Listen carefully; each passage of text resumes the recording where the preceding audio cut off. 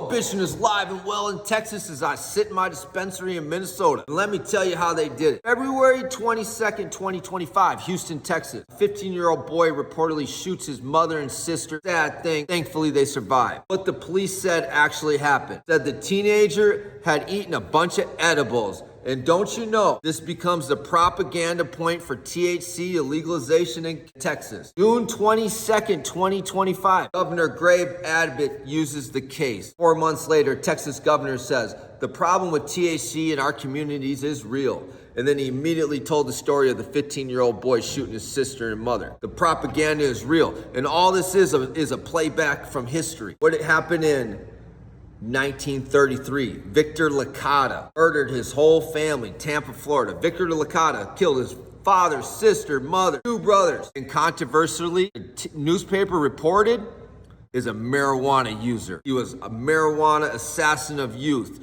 Victor was high on marijuana, and that's why he killed his parents. This was all through the papers in 1937 when Harry Anslinger wanted to make cannabis marijuana illegal. It's all a game and it's all a lie. And now the latest thing in 2026 is all the medical companies, the MSOs. For some reason, they decided that Texas needs to have this law to make it illegal because there's nothing bad about cannabis. Nobody's getting hurt. And how they do these things is they fabricate the stories. Like this one that they did from February 22nd, 2025 in Houston, Texas, where they said the kid was high on gummies and he shot his sister and mother. But they did the same thing in 1933 in Tampa, Florida.